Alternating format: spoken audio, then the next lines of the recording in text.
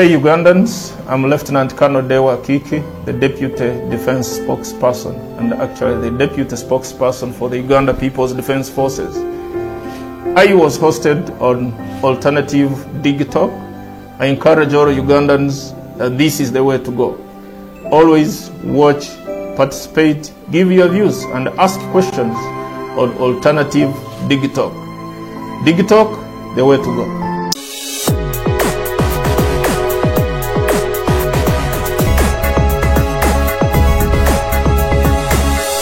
Alternative Dig Talk. Real issues, real talk.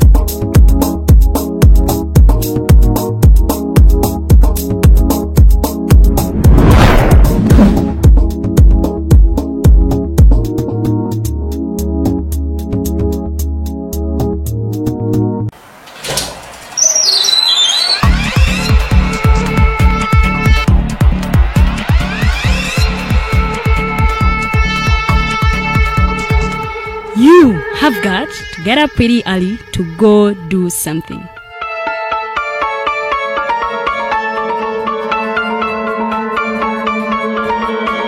We are the Alternative Dig Talk.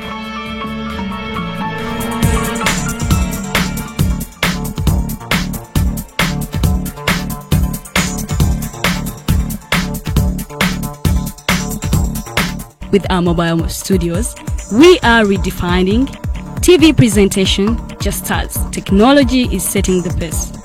We are blending our approach with fresh, perspectively designed breakfast show, The Mighty Drive, informative and entertainment show, exclusive and live interviews. We President Museveni wa dejuzi namulaba apima kawunga kilo 2. Tasobola kalya. Nini bwaba alya kilo 5? Oya nemo okulisa. Egwanga ne bwe mundekera. Njagala kwebaza the Alternative Digital etuwadde kano ka Mighty Drive era n'abatuwuliriza bonna abali ku mikutu njagala basaba mugendo maaso n'okuwuliriza. All given to you just a click away on your phone, tablet, laptop and smart TVs as we are streaming live on our social media platforms, on the road and on the go. We are the Alternative Dig Talk.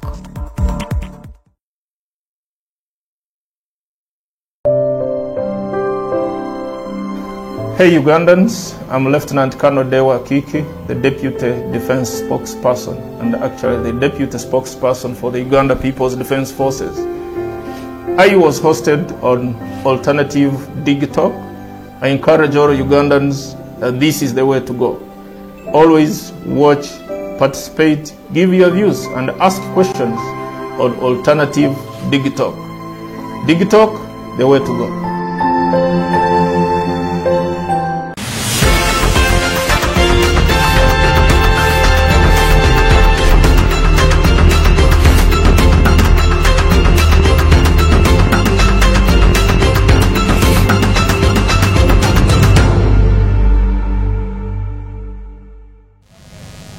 Edachika ziri mwenda ezakaita kusawa emweyo kumacha. A very good morning and a warm welcome to the Mighty Drive show. My name is Edgar Matthew Karuhanga. Njagala okusoka okubetondera okubanga tutusemu kaleti ko katono edachika ndoza mwenda kuita kusawa emu siwe tutena okukola naye olako olwalero sometimes waliwo ebintu ebibanga toso akubyewala nobalanga odelayinga mukatono technical issues here and there, but better late than never. Omuzungu watera okugamba tutuse program yo engazi The Mighty Drive jukire no program eberawo buli lunaku lwa Monday apaka Friday ku sawa emu paka sawa 3 ez'okumakya tubera wano nga tunyumya mundoza kumande mwalaba omwami Norman Tumuhimbise yaline Justice Kanyehamba olunaku lw'eggulu omwalabye omulangira nga wali ne mukozi Arnold Anthony then olunaku olwaleero tukomyewo wano ku Mighty Drive nze Edgar ndine n'omukyala bamuyita Luwede Lillian Princess oba Mumbejja agenda kuba begattako maaso awo n'omugenyi waffe olunaku olwaleero. Omugenyi waffe he is a young man, a youth, a charismatic youth at that. Is called Mushambo Kinyoro Henry. Bamuyita Mushambo Kinyoro Henry. Ono muntu akola ku mindset change. He is also a political analyst, a communications expert, and as well a businessman. Agenda kubanga tunyumyamu ebintu bingi tulaba engeri gyosobola okujja supposing politics no gatamu development no gatamu mindset changing. How do you create a different mindset in the minds of Ugandans? Ladies and gentlemen, welcome aboard. We are here up to 9 a.m. We're going to have 2 hours of intensive debate, intensive talk, and educative discussions here and there. Muzikirize soke ngendeko mawulire agabadde gatambula okuva ku wiki ewedde paka weekend amawulire mangi agabadde gatambula wabweru w'eggwanga ne mu ggwanga lino Uganda. Kantandikireko wabweru w'eggwanga mu lutalo oluli wakati wa eggwanga lino erya Israel n'eggwanga erya Palestine. Olutalo twalabye mu weekend eyaggwa lwalina ku lwa Sunday twalaba kye bayita ceasefire olutalo luba luyimiriddemu katono oluusi baba baagala bawogeremu ku discussions babeereko ne talks n'ebintu bingi abaami biba banyumyako mweyo time. So Israel n'eggwanga erya Palestine lyafunyemu kye bayita ceasefire oluvanyuma lwa Palestine okubanga bambi bagikubye nnyonnyonyo wadde nga zonna side zavuddeyo ne zikakasa nti no zonna zeza oli munne eyafiiriddwa naye obala casualties tulabanga abasajja bana aba Palestine bafunye ba casualties bangi nnyo as compared to Israel officially boogera mbuno abantu 12 bokka be bafudde omwabadde omusirikale omundoza n'abantu ababulijjo badde 11 right there naye nga bafunye mu ceasefire bagala kuteesa jjukira luno olutalo nno lubaddewo okubala ebyeya n'ebyeya from a long time, I think from 1948 when Israel was declared a republic. No olutalo lubadde lugenda mu maaso paka ku 2021. So ladies and gentlemen, ekintu ekyo ekibedde kigenda maaso wali mu ggwanga erya Palestine ne mu Middle East. So twalabye ceasefire emundu bazitaddeko wansi zisooke zikakane. Kino nno tekitegeeza nti olutalo lwawedde. Kino kitegeeza nti no just bafunyemu ka break okuteesa balabe engeri gye basobola okubanga bagonjolamu ensonga zaabwe. Jjukira bano ekizibu kye basinga okukayanira ky'ekibuga Yerusaalemi. Ekibuga Yerusaalemi bakikayanira nnyo. So jjukira waliwo ne ancestral places eziri mu Palestine. Abasajja bana ba Israel zibagamba mbuno zaabwe mulimu emizikiti mulimu wano gye bazaalira Yesu. Those insightful and very very good historical sites eziri mu ggwanga lino erya Palestine n'amafuta. So waliwo mbuno controversy ebaddewo for a while now. Boba Hezbollah bavayo ne bakakasa support yaabwe eri eggwanga lino erya Lebanon. So bwe twogereranga Lebanon ggwanga lino eryaba Hezbollah basupportinze abana aba Palestine naye nga tekinakakasa nti olutalo luwedde naye katulabe maaso eyo kinaaba kigenda mu maaso. Mu mawulire amalala nno agali ku program The Mighty Drive mangi nnyo tugogereko ku speaker bwa parliament eno. Abaspeaker ba parliament olutalo lw'abaspeaker lubadde lugenda mu maaso nnyo. Twalabanga omwami Jacob Olanya yavaayo n'alaga mbu n'agenda kubanga yeesimbawo ndowooza mwenna amawulire ago mwali mugamanyi. Fast forward Monday twalabye nga the first sitting yabaddewo munsonyiweko kaawo. Twalabye nga Jacob Olanya yadde yeesimbyewo n'omwami Ssemujjunganda n'omukyala Rebecca Kadaga alitwala. Obululu bwatambudde nnyo.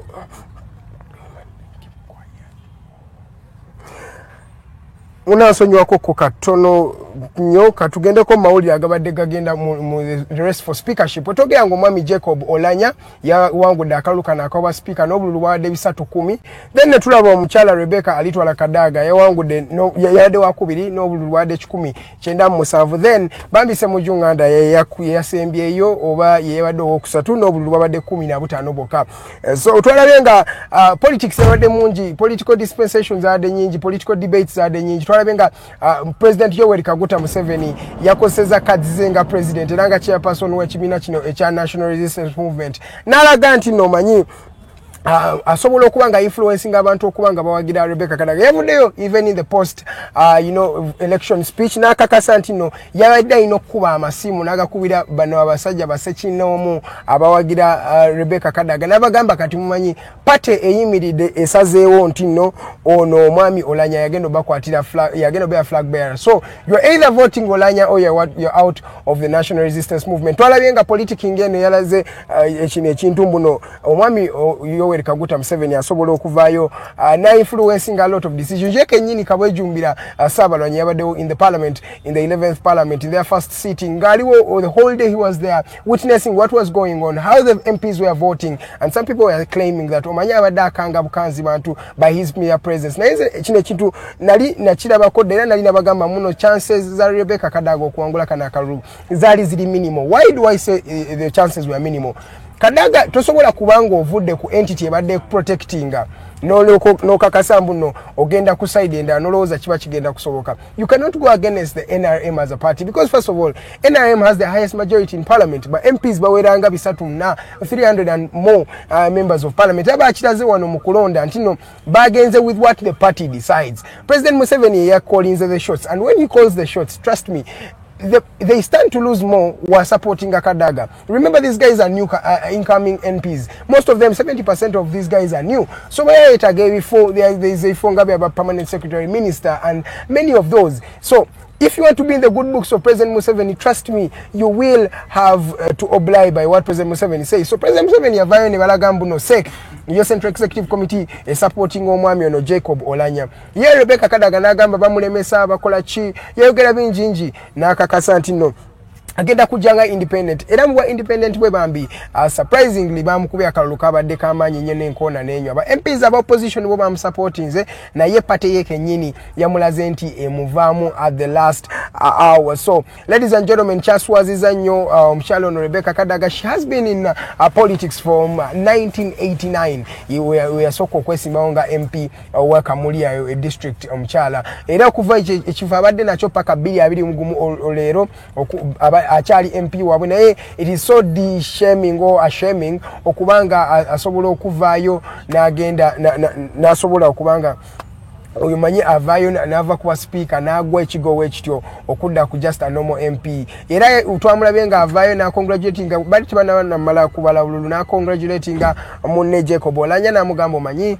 owangudde akalulu. So ladies and gentlemen, bavudde mu speakership race twalabe kati the new speaker is Jacob Oulanyah and the deputy speaker is none other than Anita Annette Amongo. No yebambi yakakukumbye obululu bwaweze nebina nga bonna ba supporting ye yade yesimbi bidwako mwami Mohamed Nsereko nga bwe yesimbawo buli naku mu 2016 yesimbawo ne bakamuma ne 2011 yesimbawo ne bakamuma ne 2021 akomewo ne yesimbawo ne bakamuma. So omwami ono Nsereko bamusinze then no omwami asembayo I think gwe bayita bamuita Yusuf Nsibambi yebadde owokusatu bambi in that particular race. Ye Margaret Muhanga ya secondinga Jacob Oulanyah, omusajja omwami Semujunganda ya secondingwa Alan Sewanya n'ombaka wa Emakinde West. Na bambi Alan Sewanya na kinamwagaddeko, he spoke truth to power. President Museveni yabadde mu parliament naye nayimira nayogera atrocities omukulu ono ze yakola in 2017 we bakuba ba MPs emigo. So ladies and gentlemen, omwami Sewanya na yavayo nayogera amazima maso ga President Museveni nagamba truth to power nagamba in 2017 the then incumbent or the then occupant of the State House sanctioned the SFC to go and beat up legislators, and I mean among the legislators who were beat there was Honorable Zake Sewanya na myself. What wayogera nayogera ku basajja abakuba Joel Senyonyi bonaba Betty Namboze nagamba Betty Namboze by then Joel Senyonyi was not yet in parliament. So yayogedde ebyaliwo byennyini n'akakasa nti no he stands his ground in front of President Museveni. I've never seen better bravery than that. Why not tell somebody straight to their face how you think about them? Gatumaliriza amawulire gano ndoza era parliament yesinza okututwalira yesinza okutambuza amawulire mu wiiki eno yennyini. Aba MPs bo balayira, aba MPs 524 temuli MP n'omwe ya misinga kulayira, n'abaali abalwadde abajjanga baklakinga babakwatirira at least ko basobole okubanga abakuba ebirayiro byabwe. Mu mawulire amalala mu ggwanga lino erya DRC twalabawo kye bayita eruption, a volcanic eruption, mountain bagiyita mountain Nyirangongo ya eruptinga, era abantu abasinga batandise okubudamibuzibwa wano mu Uganda ne Rwanda n'emirala egya DRC. Abantu 21 be bafa mu ggwanga lya China abaali badduka ne bakubibwa hailstorms ne thunderstorms bambi bafa right there mu ggwanga erya China. Choga summit yalina okubeera mu Rwanda yasaziddwamu because of COVID-19 of course, naye tulabe nga Rwanda is really crippling, their economy is crippling because of the COVID-19 virus. Fe to affecting naye ate Rwanda has been so worse. Yo cabinet yakwogerwa maaso eyo naye abantu abatunuliziddwa obwa vice president babulabamu omwami Amama Mbabazi ayinza okukomawo mu kibalo this time round. Namawulire mangi nja kuwa naye munzikirize ngende mpumuleko kubanga omugenyi waffe yakuseda. He is the gentleman Mushambo Kinyoro Henry. He is a mindset changer, he's a political analyst, a communications expert, and lastly a businessman. Ladies and gentlemen, my name is Edgar Matthew Karanga. Let's go for a short commercial break. We shall be right back with our guest today.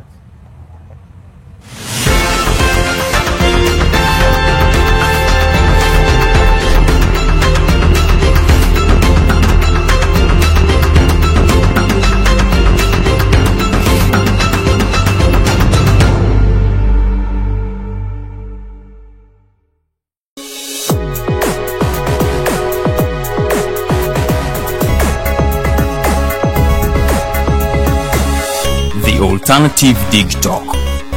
Real issues, real talk.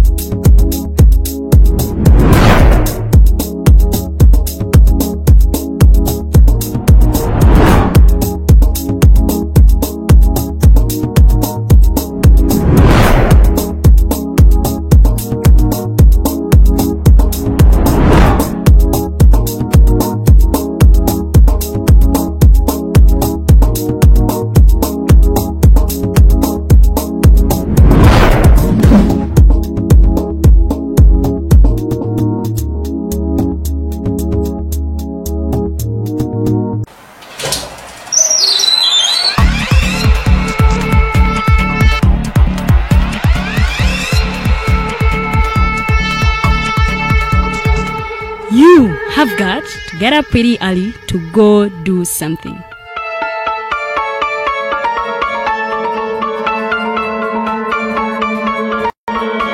We are the Alternative Dig Talk.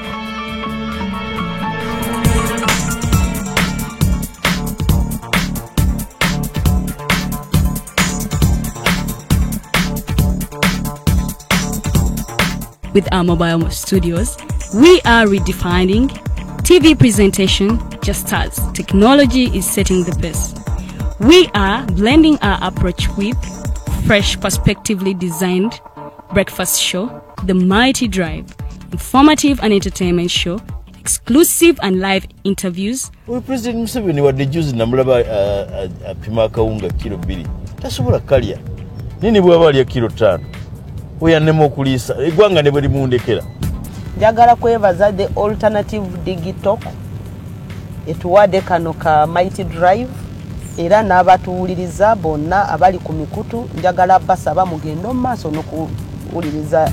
All given to you just a click away on your phone, tablet, laptop and smart TVs as we are streaming live on our social media platforms, on the road and on the go. We are the Alternative Dig Talk.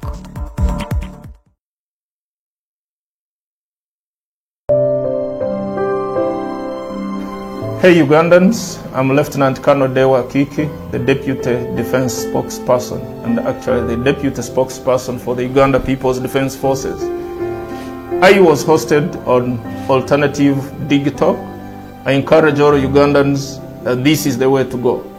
Always watch, participate, give your views, and ask questions on Alternative Digitalk. Digitalk, the way to go.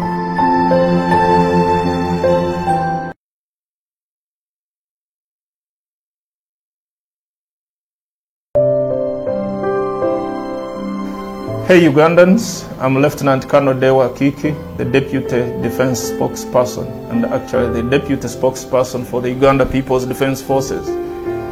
I was hosted on Alternative Digitalk. I encourage all Ugandans that this is the way to go. Always watch, participate, give your views, and ask questions on Alternative Digitalk. Digitalk, the way to go.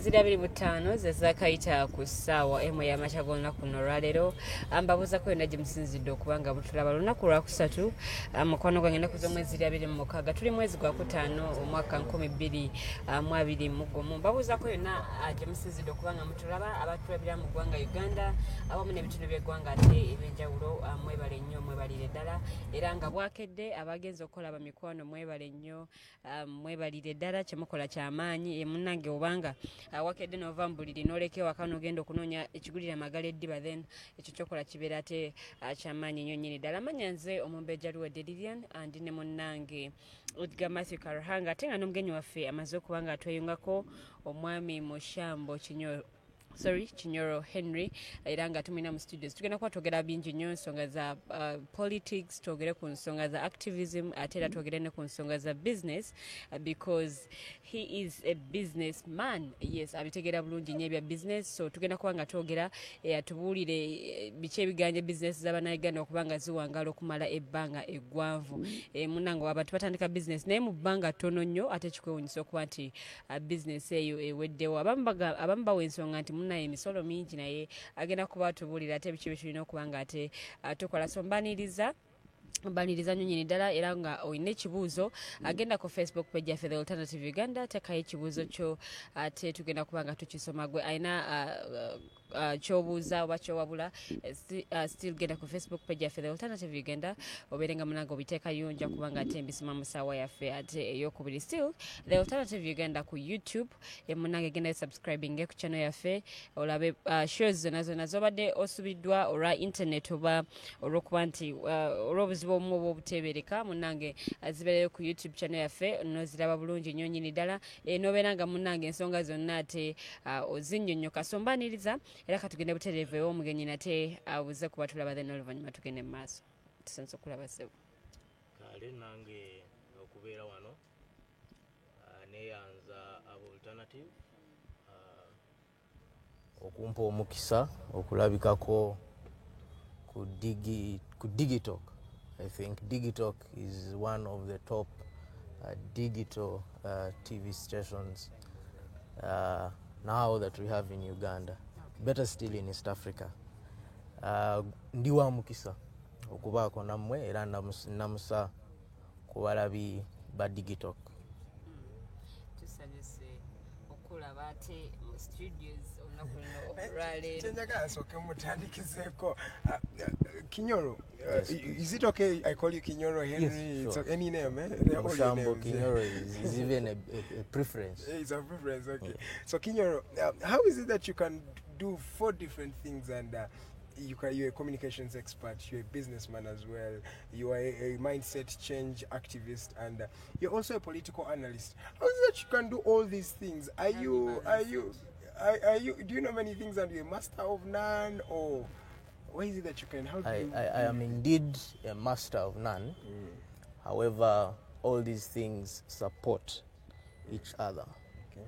Political analysts, analyzing and mindset change activism, more like work together, hand in hand, because for you to be alive in politics, you need the right mindset.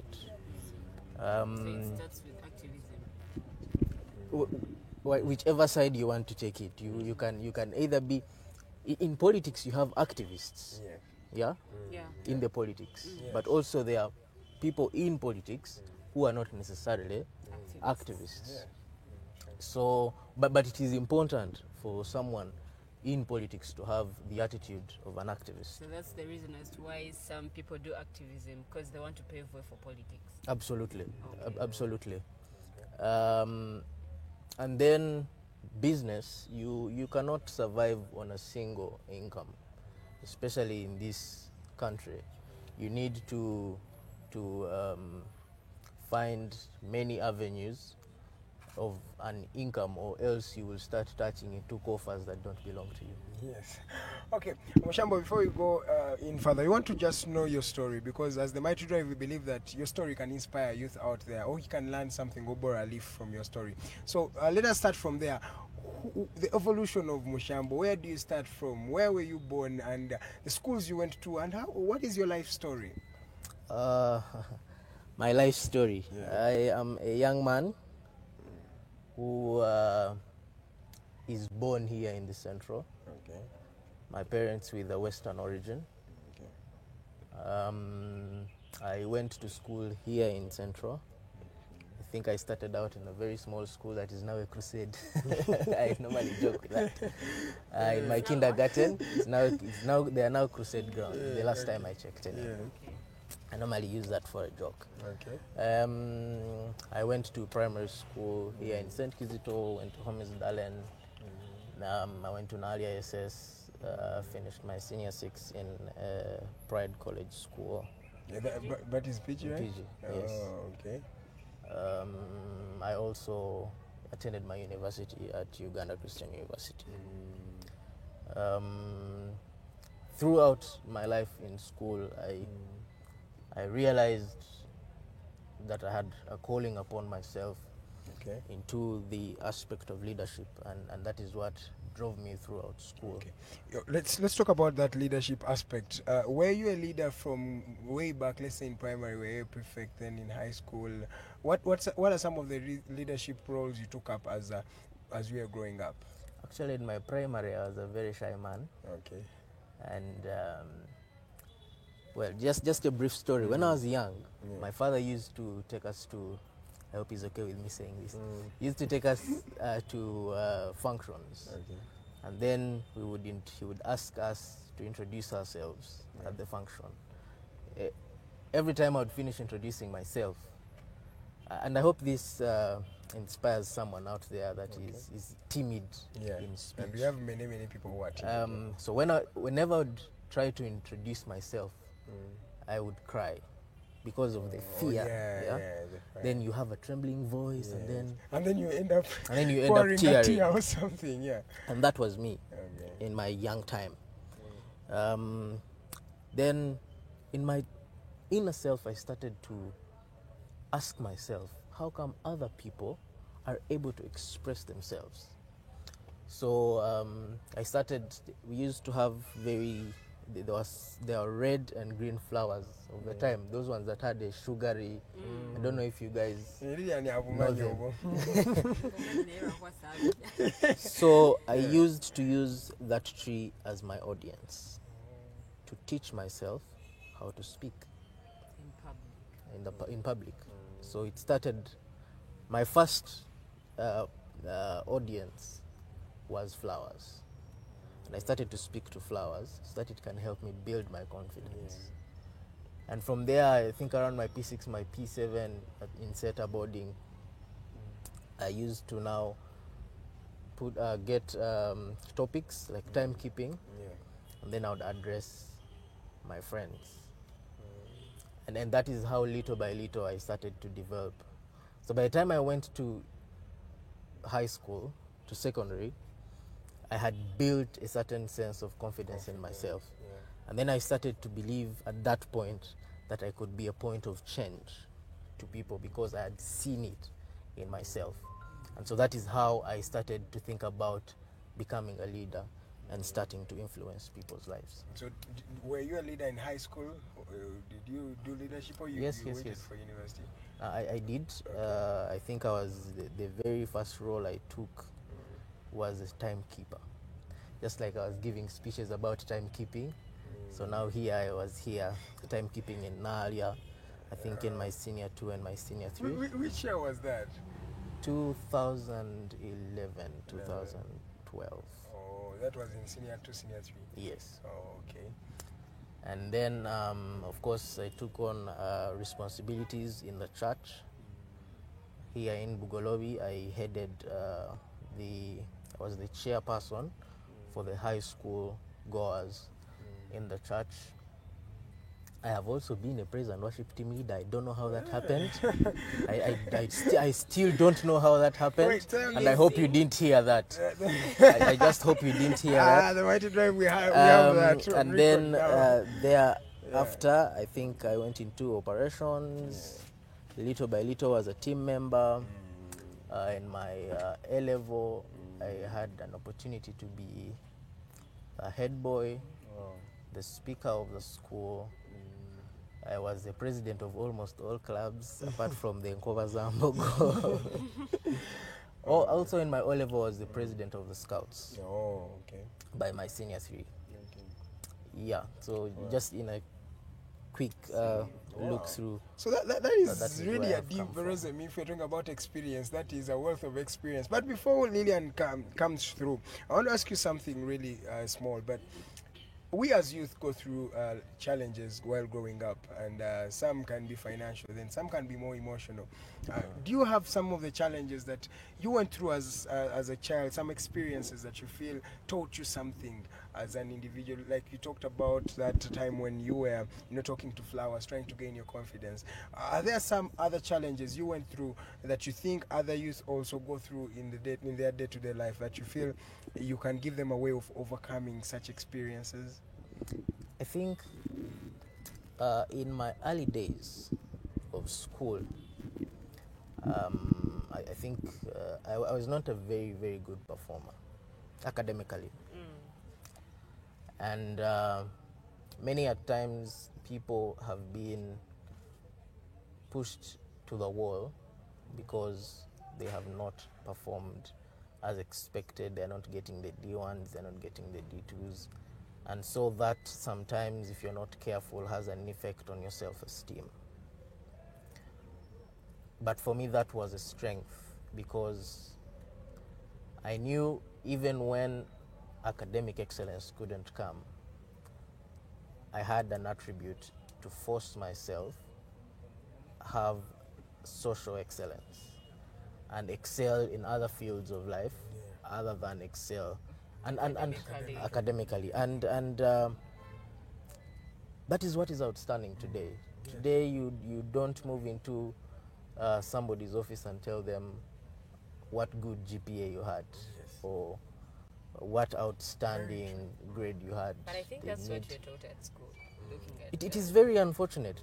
It is very unfortunate. And I think it was in 2018 on the Youth Day, I wrote a paper and I called that paper The Evolution of the Informal Education Sector.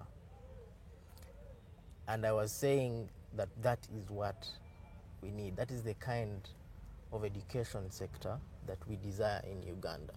Because you cannot continue to teach people how to answer questions. You cannot. You need to teach people skills. You need to teach people how to... That's what we are lacking. Our education sector mostly trains the mind to remember.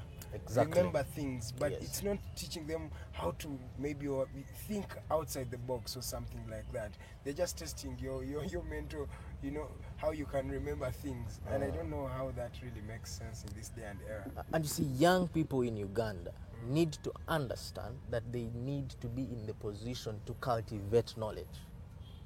You understand me? For you to be able to cultivate knowledge means that when you get in a place, you leave a new standard. aren't taught that in school, and that's the reason as why some students, okay, when you're a bad performer in class, people call you a failure in life. Let me tell you something. I have studied with people who have made a living out of their gifts, not from the academic excellence. I am not saying that young people out there, it is very important for you to go to school and perform. And however, actually what surprises me is that most of those guys who are good in class, who could perform best in class, they haven't made it in life. Some, well, not all of them, but some. Yeah, it is just a few of them, and that is life really, not because they're excelling in class. However, the people who continue to excel are those who have an extra gift. Those who can go out of the means of our now crippling education system are the ones that are making a step ahead. For me, my first earning that I got ever in my life was not because I went to school.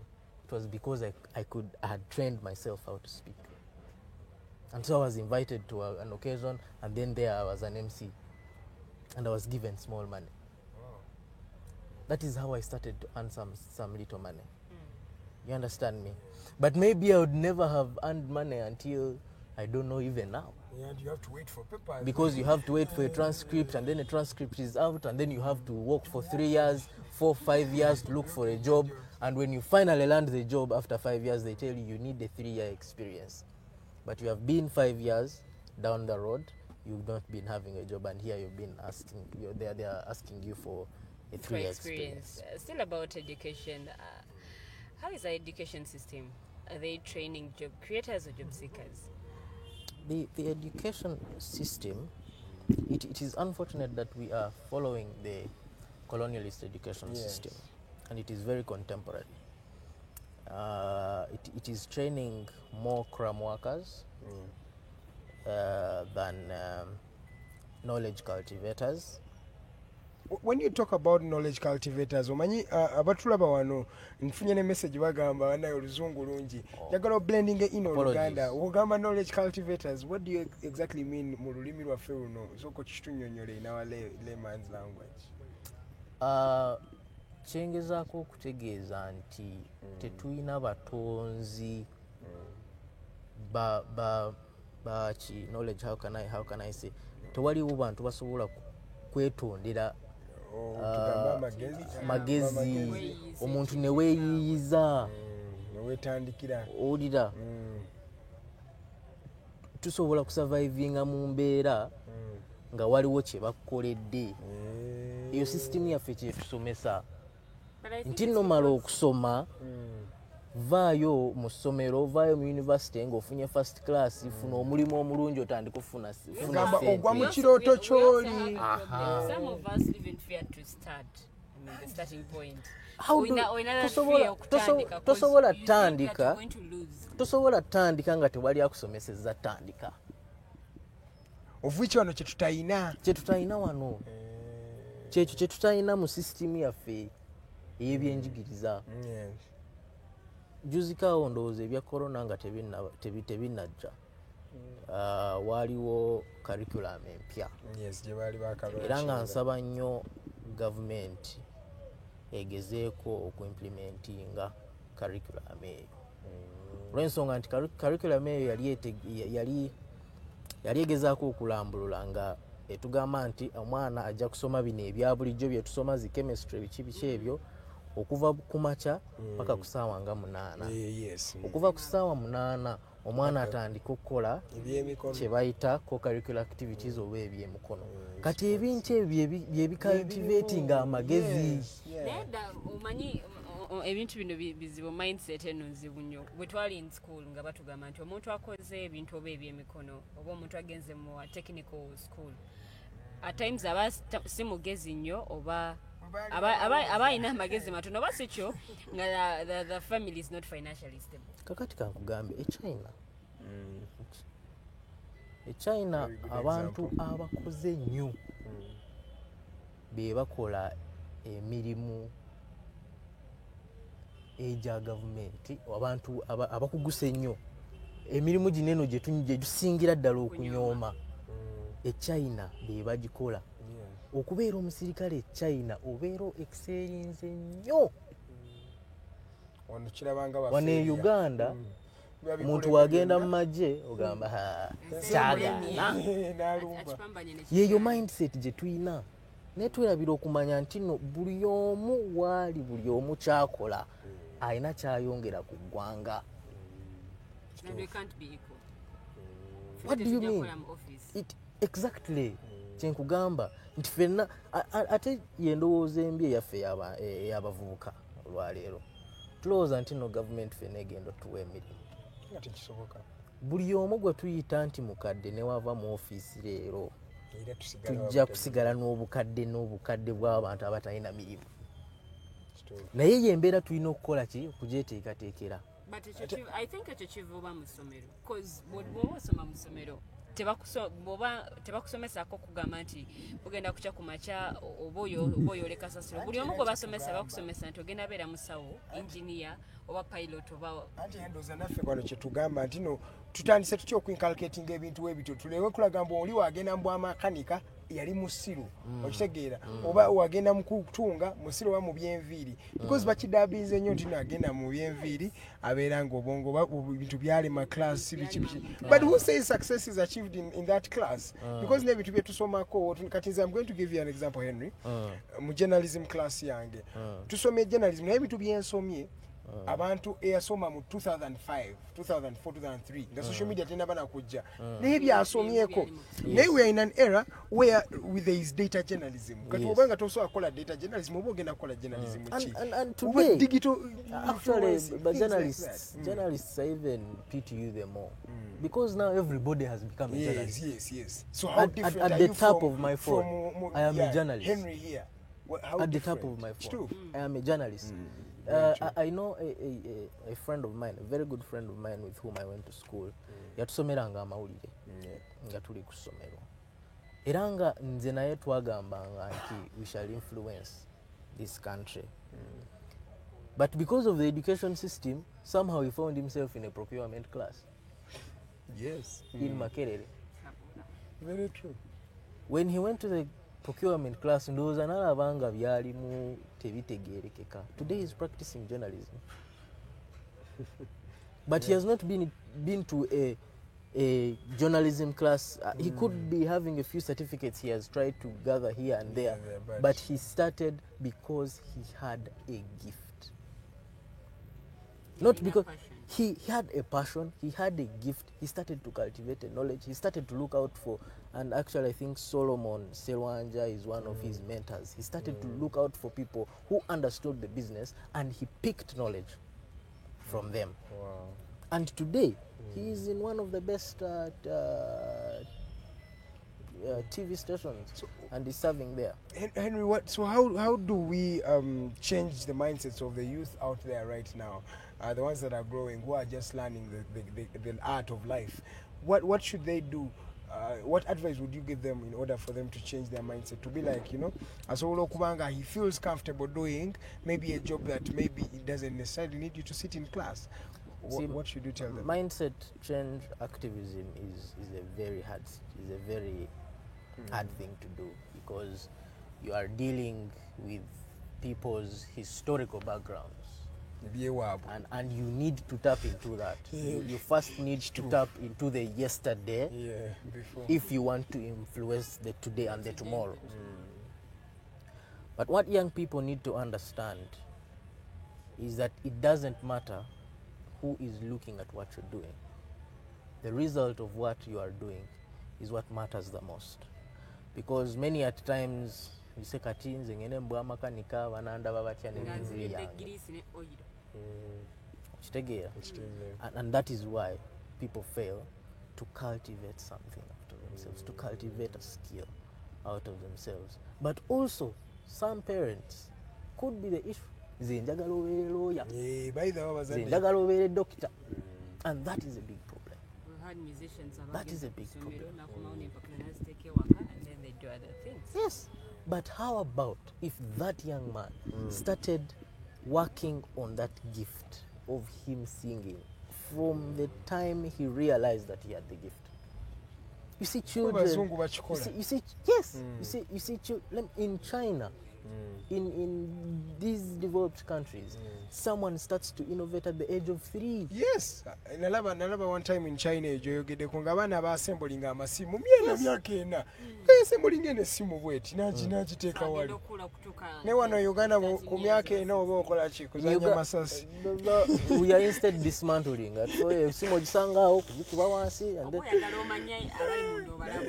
ekyembuuza Henry tutandika tutya okubeera productive because tulabye abaana nga bali hard working ng'omwana akeera ku makya bambi n'akola n'agenda n'ayiriba mu diti and at the end of the day there's nothing to show. How does a youth become more productive ne wabanga nga takoze nnyo necessarily naye nga ate ali productive at the end of the day nga waliwo kyasobola okutula olweggulo n'agamba leero I have achieved this and this and this. Okukola ennyo kwetaagisa, Yes, but you need to work smart. Work within your limit.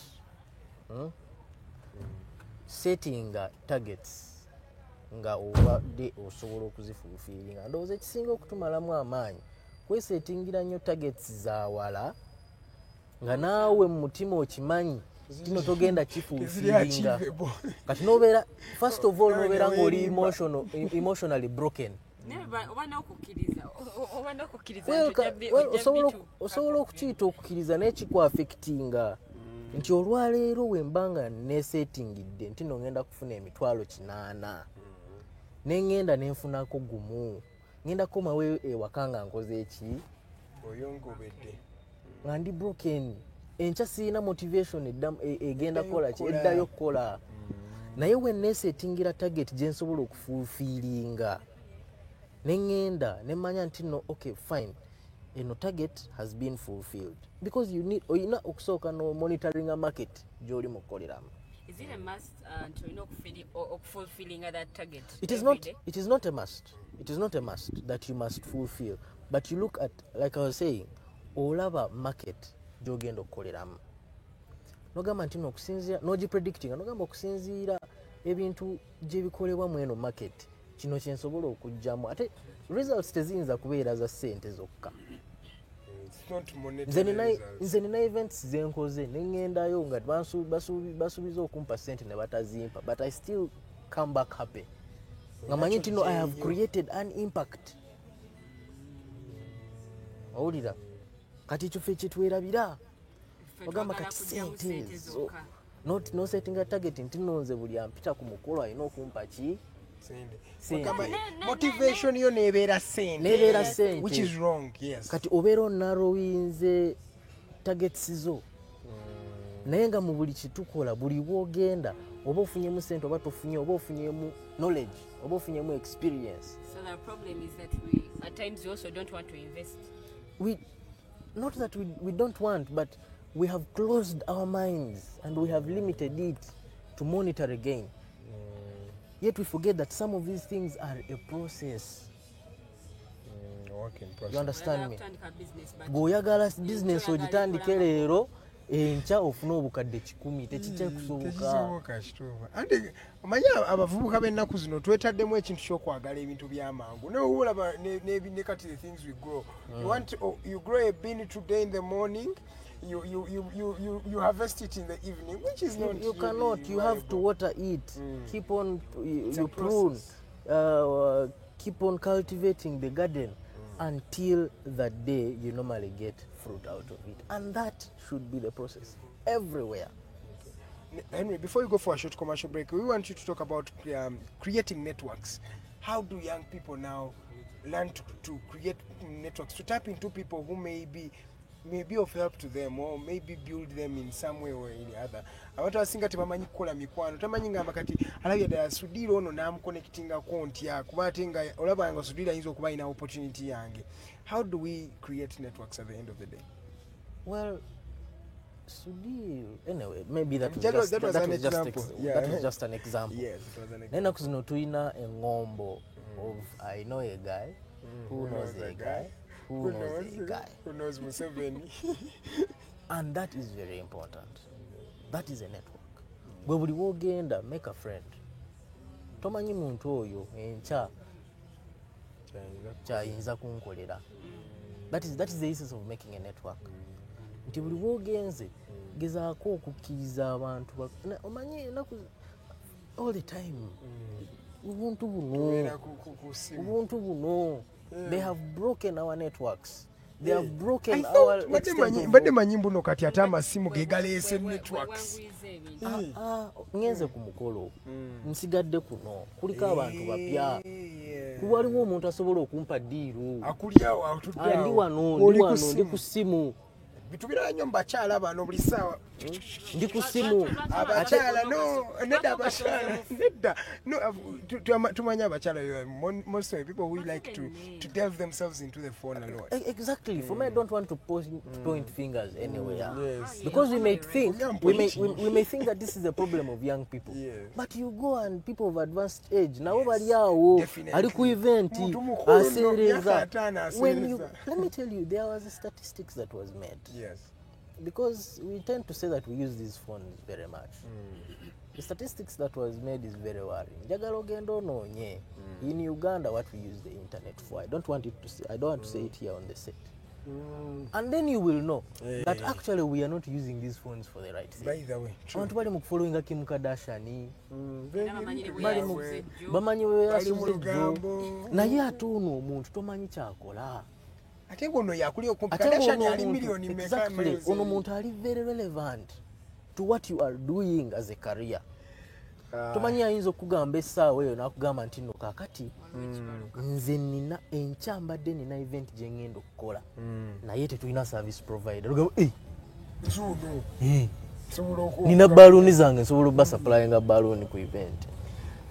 Henry, tusooke tukomekaawo ku dakiika ziri nnya ezibulayo okuwera ssaawa ebbiri ez'okumakya. Tugenda kuba nga tuwumulawo. In the first hour tubadde twogera about mindset changing, era tubadde n'omwami Henry ng'annyonnyola engeri gy'osobola okukyusaamu endowoozayo n'olaba engeri gy'osobola okwezimba. Mu second hour tugenda kutula in the political realm, atubuulire what he thinks about the speakership race. Atubuulire ne Uganda engeri kati gyetambula, abavubuka balina amaanyi agakyusa gavumenti, bo beetegese okuba nga bakyusa gavumenti. All that and more coming your way in the second hour. This is the Mighty Drive. My name is Edgar. I am with Lillian and Mr. Henry Kinyoro. Let's go for a short commercial break. We shall be right back.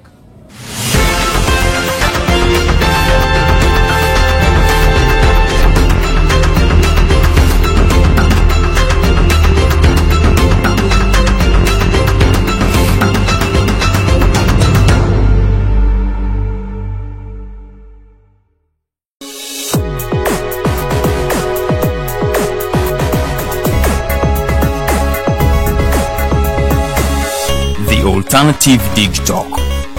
Real issues, real talk.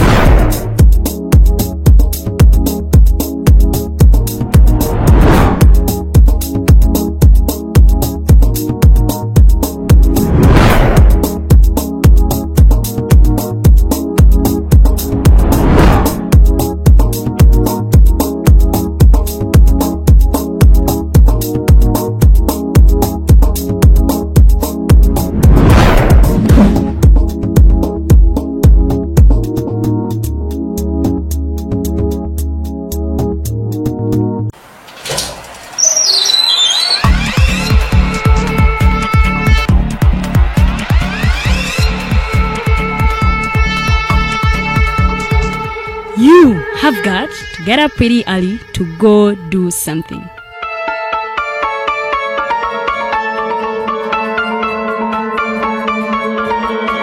We are the Alternative Dig Talk.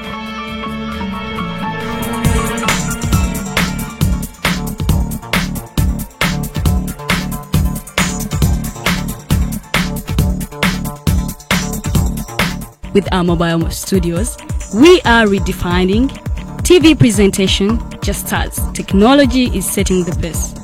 We are blending our approach with fresh, perspectively designed breakfast show, The Mighty Drive, informative and entertainment show, exclusive and live interviews. We President Museveni wa dejuzi namulaba apima kawunga kilo 2 tasobola kalya nini bwaba alya kilo 5 oyanema okulisa eggwanga ne bwe mundekera. Njagala kwebaza the alternative digital etuwadde kano ka Mighty Drive era n'abatuwuliriza bonna abali ku mikutu njagala basaba mugendo maaso n'okuwuliriza. All given to you just a click away on your phone, tablet, laptop, and smart TVs. As we are streaming live on our social media platforms, on the road and on the go. We are the Alternative DigTalk.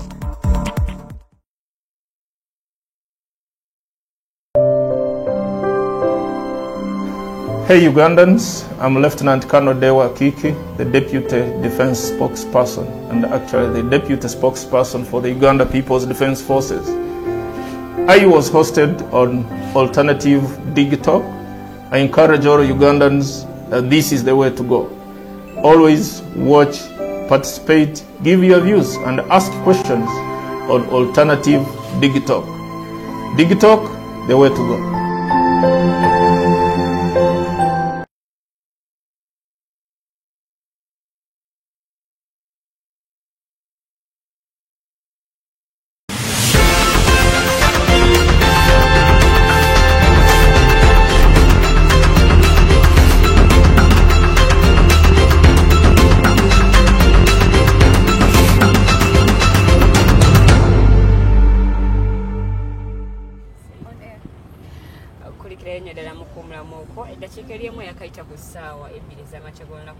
The Mighty Drive, a program Jerry Mukula kujikiza nteberawo okuva ku mwaka October 5 ebasawa emweyo kumacha ate paka sawa 3 anga twogera ku nsonga ez'enjawulo era nga nonda ku lero tulina mwami Mushambo Kinyoro Henry twogera ku bintu bingi nnyo mulimu bya business, mindset change, politics. So tugenda kuba Bubango ine chibuzo mkono wagenda ku Facebook page ya The Alternative Uganda teka chibuzo cho tengenda kuwanga munange tusoma musawa ya feno yokubiri era ojja kuba n'omusogo kwa mu studios Buterevu era nge namba ya studio 0789017145 0789017145 namba ya studios ajosobola kuba kono buze chibuzo Buterevu ate noberanga mukwano gwange odiwa mu awa ya feso set bade togera ku mindset change iranga tukuyewo musawa ya feyo kubitugena kwa tugera ku bingi nnyo muri bya politics, a little bit about business. So kubanga wina chobuza mukwano gwange yangu wabunambiro okiteke ku Facebook ngenda kubanga ate kisomanga show eno tenaba kubenanga ewumuziki bwa manyanze mu beja lwe Lilian andi ne munange Edgar Matthew Karuhanga awamu na mgenyi wafe mwami Mushambo Henry angati tunabagena mu nsonga za politics mbade nyine kibuzo kyembuza ba motivational speakers mwina chimukoze chamanyi nyokwati abantu abavubuka banji balowooza nti they can be like you nga bakoze muchemukoze because most of the times muvayo ne mogera je bali ne mbagamba if you do this you can become someone successful of which abavubuka balowooza nti okay being successful chigenda twala just like 2 months or 3 months. How true is this? I'm not sure if I am a motivational speaker. What's your one? But in that line, success esinzira kuchi chosetinze. Success depends on your set objectives. And success varies from person to person. Nze nyinza okubanga na setting nga objective yange eri nti njagala nkole mu digital the alternative. Era when ndituuka mu digital alternative, I will consider myself successful as a journalist. Waliwo omuntu ye nga yagamba nti nno nze wendiweza emyaka wegiti njagala mbere mu CNN. Era walituuka mu CNN, they will consider themselves successful. Ompulira? Oyinza okubanga your dream was digital naye notasobola kugenda mu digital naye you also create your own brand. Ompulira? the level of contentment is the way we can calculate success. Nze kyengezaako okugamba abantu, don't calculate your success depending on somebody else. You will forever remain a sad being. Okiwulira? Ffe tunoonya abantu abali successful depending on the story of so and so. We all have a responsibility to create for ourselves our own story. Obanga oli musirikale, you don't need to be a four-star general to be successful, to be a successful soldier. What does it take to be a soldier is the most important thing. If I become a journalist, what does it take to be a journalist even though I don't become the head of a newsroom? That should be the measure of success. Because we cannot all be generals, we cannot all be heads of newsrooms, but we must be successful in the tasks that we have been provided with. That should be the measure of success. If I speak to people, I don't expect them to be what I am. Actually, that's the You see, even the closest that is in the Bible, God does not create us in his own image. He says that we look like the people who call themselves Christ. Scripture just says that be ye like Christ. Don't be Christ. You can't be Christ. We can't be Christ. So you can only be like me, you cannot be me. Or you can even be better than me. Because even that promise in scripture is there. Christ says that you can even do exceedingly.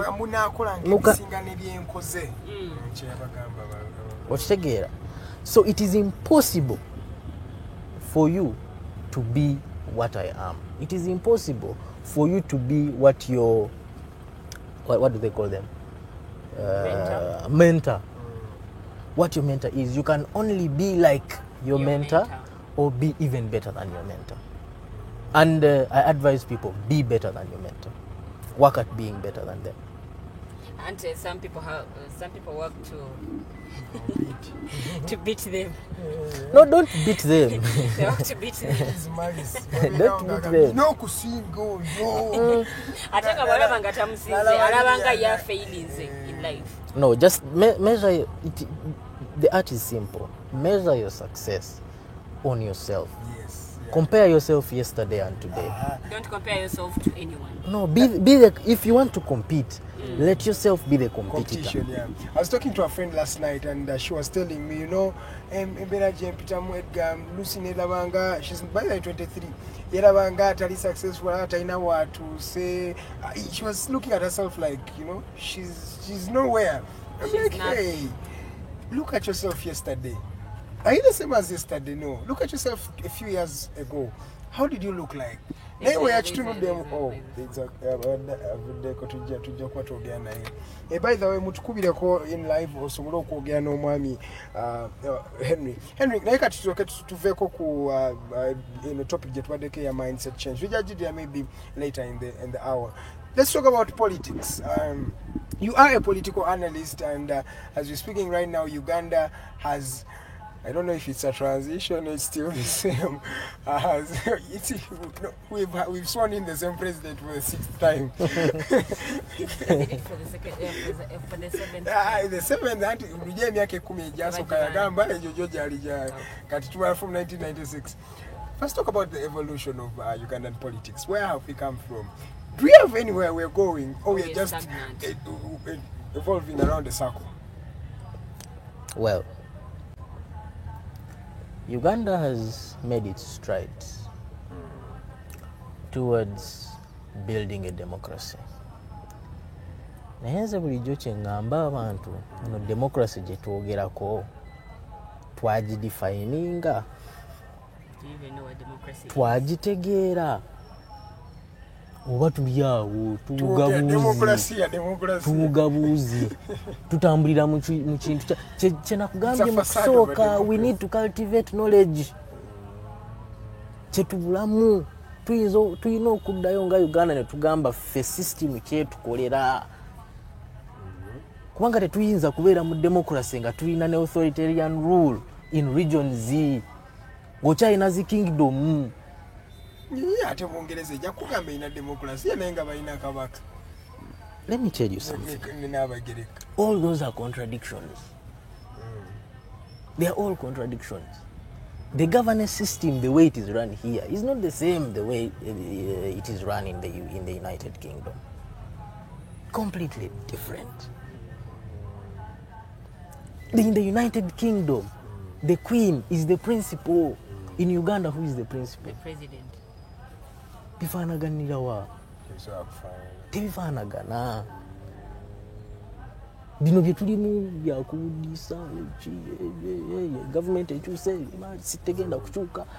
Tetwetaaga government kukyuka. Twetaaga ki? Fa beetaaga okusooka okukyuka. Nga tukyuka tutya mu bwongo. Tumanye system kyekolera Uganda. Fena we tukiriza nti kakati democracy yekola. Tutandika okukola ku ekyo. Tukole democracy. But do you even from know top what to bottom is? and from bottom, and that is what I'm saying. From bottom to top, let us start to discuss. If it is democracy, let it be democracy from top to bottom, and from bottom to top. It cannot be democracy here and not democracy there. We cannot be authoritarian parents. Atojo were democrat in politics. Kituufu nnyo. What should I see in the United States? Liberalism in the smallest unit of society, family.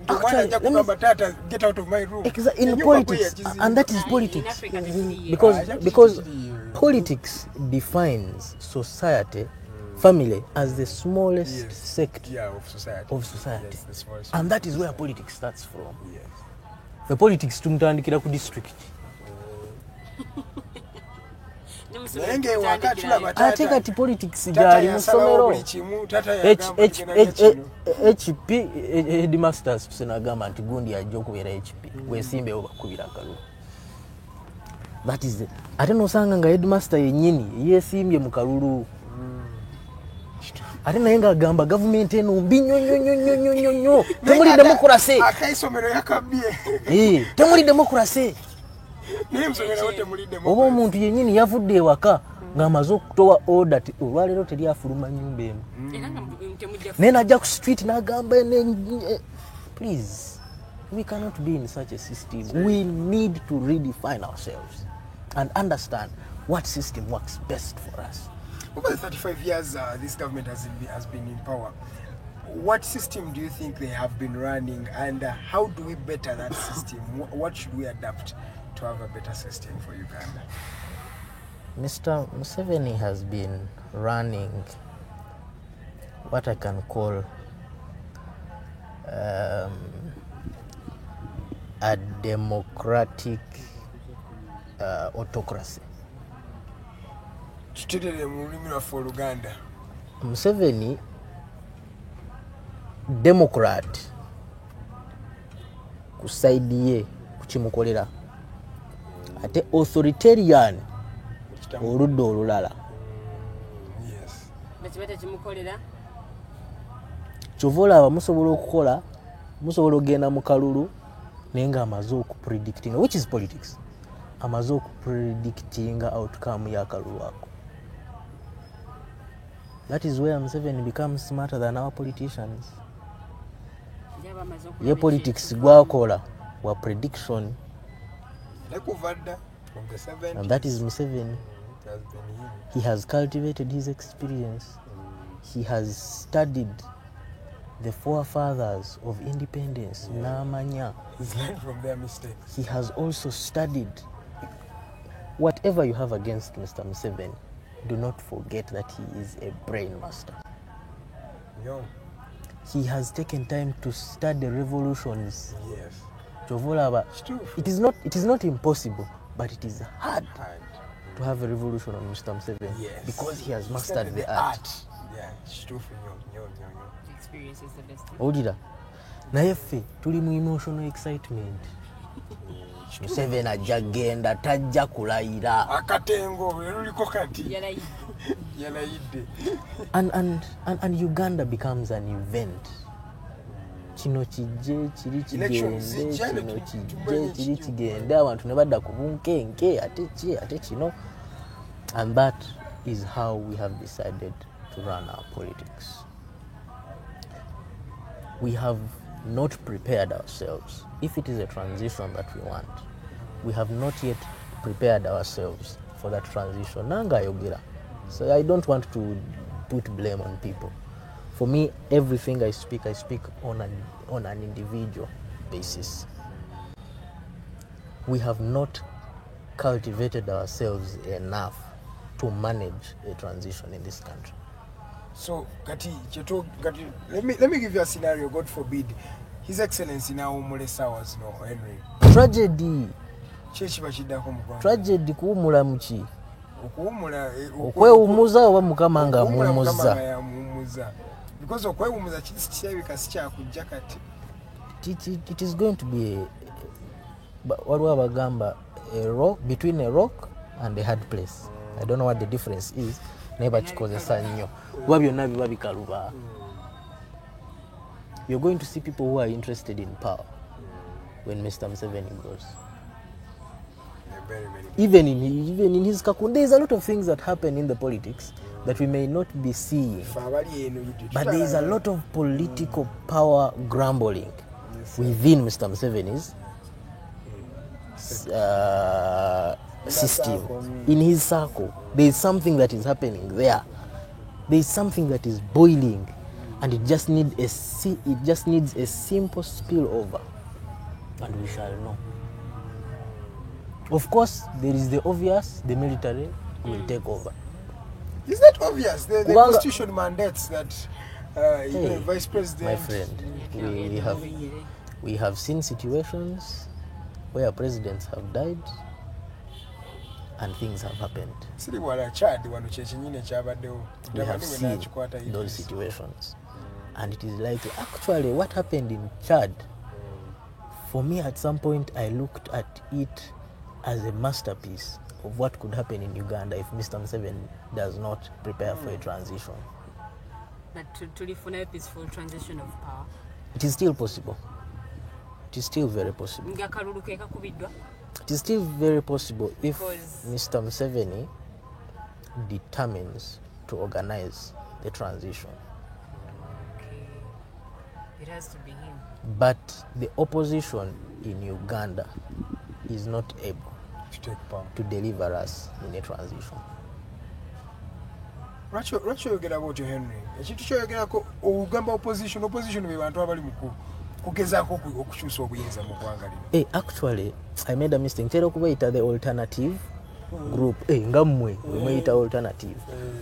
I always call what we call opposition the alternatives. But they have done best in not giving us an alternative governance. They're just fighting each other. Wotunula more internal politics, most of the parties, because I mean they are the ones who have given themselves to these things. Ugenda not only mu FDC, not only na internal politics zaabwe, tezikuwa subi. You know that politics is what we need in the state after Mr. Museveni's government. But chera zinaratu mukulonda speaker. Even before this speakership race, there is a lot of bickering, more than support from political parties. I do not see the reason as to why DP, FDC, NUPU, what all these political parties, JEMA, should all have a candidate in the same constituency.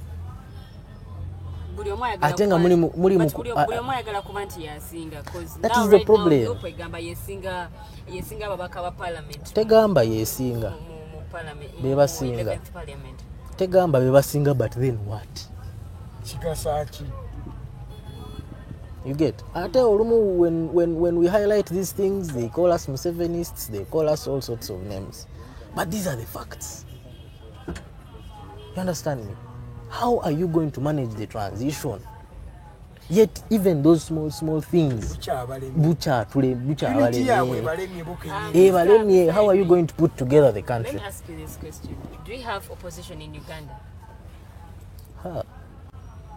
Do we have chisinzira opposition wogirabye?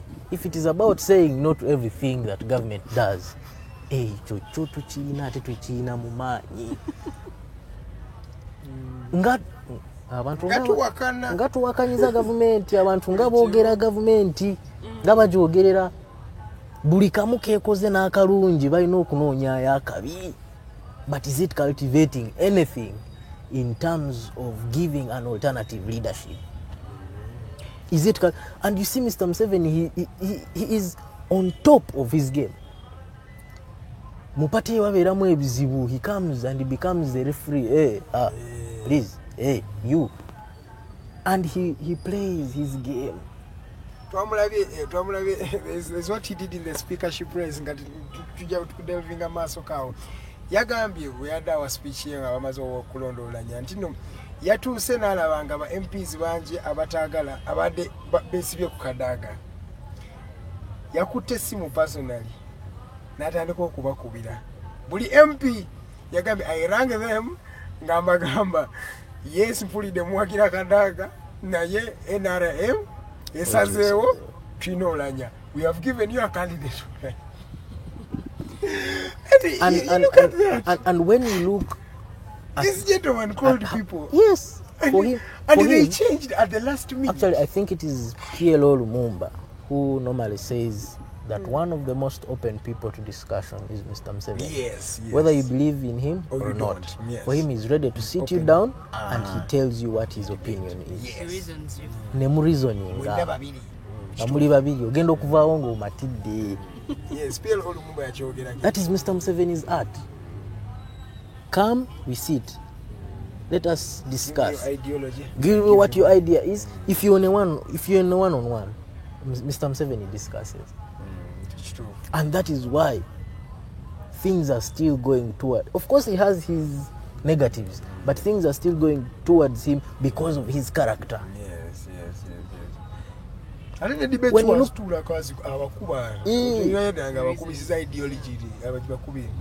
So that is the system, and that that is the situation in which we are moving in. That we have political leaders that have not yet been able to take charge, but what they are doing is opportunism. Ba opportunistic. Wano mpitawo oba siyitawo ntandise pate yange n'akikuba oba tijja kukikuba awo we tukyali. Of course tusobola okugamba nti no waliwo abantu abagezezzaako mu politics nga bo bagambye nti no here we shall stand. I commend Ibrahim Ssemujjingana, I commend Nsereko for the stand that they took, and they did something to expose for us. They did something good to expose. Whether we have opposition in Uganda. You look at the you say we have focused on Alanya's election. You look at the deputy speaker. How many members of NRM are in parliament? Over 300. 347. Deputy 337. Yongera kwe kuma aba UPDF kale. 347. And then abakozi n'abavubuka. Then you tell me how many votes and the deputy speaker got. 400 plus. Yabujjawo. 415. Ekyenda bwavuddewa. Yatapinze mu opposition. Kugamba tulabiddwa mbuno twavudde ku Nsereko waffe ne Sebamala. Yade Sebamala yadani Nsibambe. Yusufu Nsibambe. Netuwanita. Twalabe power of money. Simanyi oba power of money. It is power of money twogera amazima. But for me then before the money, what is the intent? But is that an opposition? Mr. Museveni atwala ebisawo by'essente erukunjiri ne bamu mukakalu. Yeah, by the way. Times are retired can I think? Yes, 2016. Yatwala erukunjiri sente. Yenji mu bisawo cash nga bamubba. So it is not about the money. It is intent. Are we intentional? Can we stand? Kale ubanga oli desperate nnyo sente ozaagala nnyo zirye kola ekyakuleese oba oli intention. Nga kyakulanyo yatugamba. Nga waliwo abamu batya okuba exposing nga yalidde sente tayagala mu expose. Baku exposing naye ng'omanyi kye wakoze. Okusinga okuexpose. There is no worse exposure than what we saw. Because kati babaandikidde ddala obululu bwavuddewo singa baakakuba ne bavayo ne bagamba ffe baatuwadde ssente naye ffe twagaanye would this be the narrative? What right now, would that be the narrative? They thought that, well, I am not advising people. I am not advising people to eat money and do that otherwise. What I am trying to say is that people need to become intentional. If you want to cultivate results, if you want to get results out of this whole thing, out of this political play, out of this whole thing, you have to be intentional. Tell nze kyovula bansanyukira nnyo abantu nga this guy of Rubaga gwe bajjayo yani comedian was assertive akulya amazima yena abagamba nze gano ge mazima ngenze kulya kakati ubanga ogenze kulya abantu bagambe ngenze kulya bakimanyi abantu obo bawudisa bagambe kino kya kuzanya mu buzanyi tuli mu kuzanya era bamwe ekisanja kikimu n'atemu abantu bagambe nti neno gye tulemu si democracy. I am an authoritarian.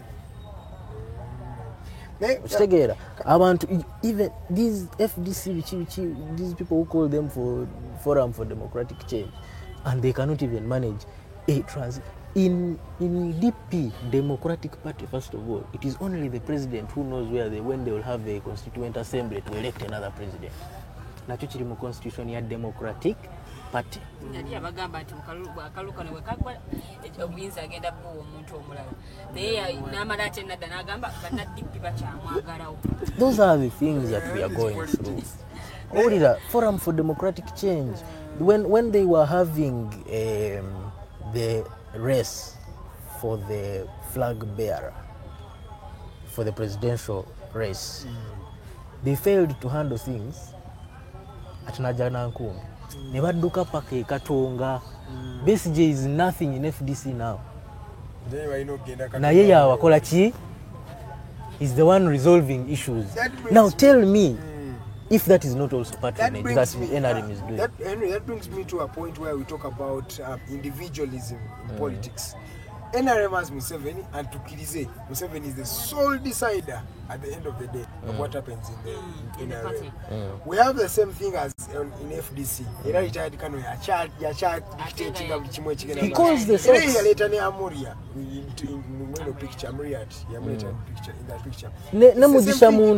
Nemugisha muntu okuva mu FDC. If you investigate very well and you have a keen eye, chava wo.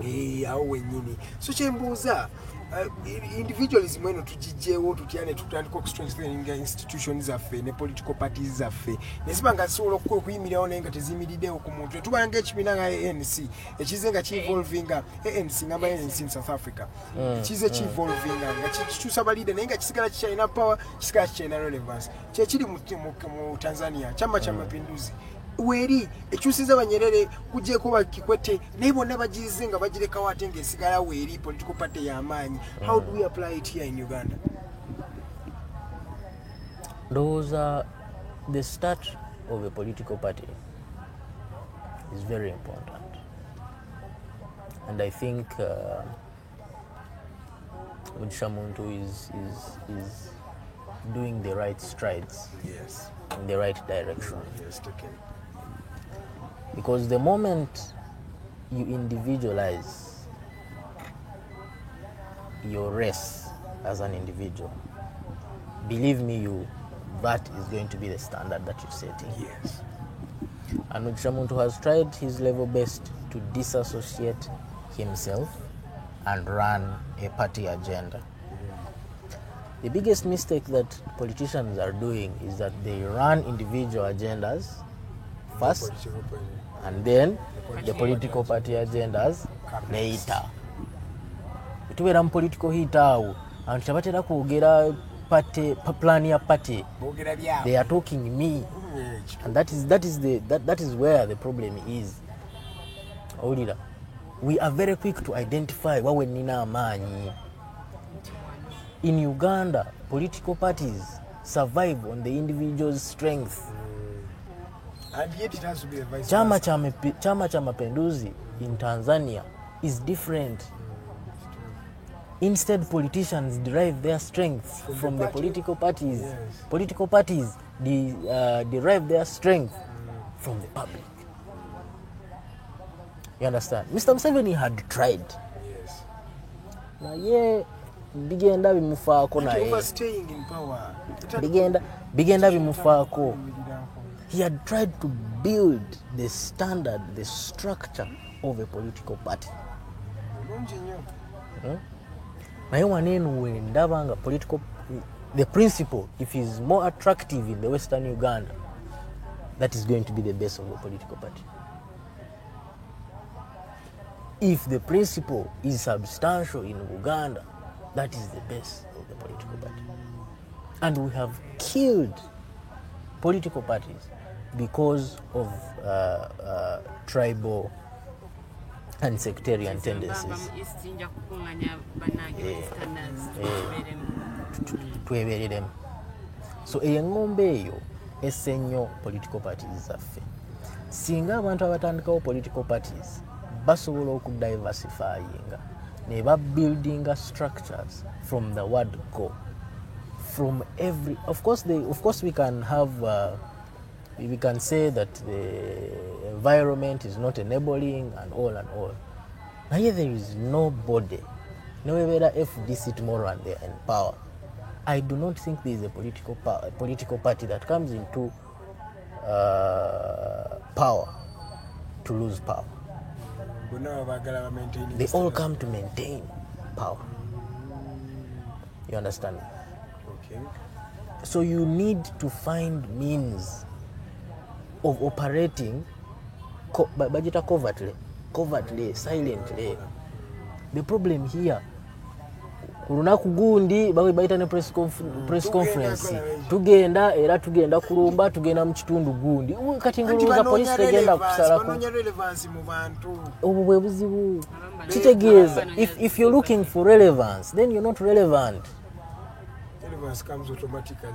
Yes, when you are relevant, mwena ekokugamba abantu, people will listen.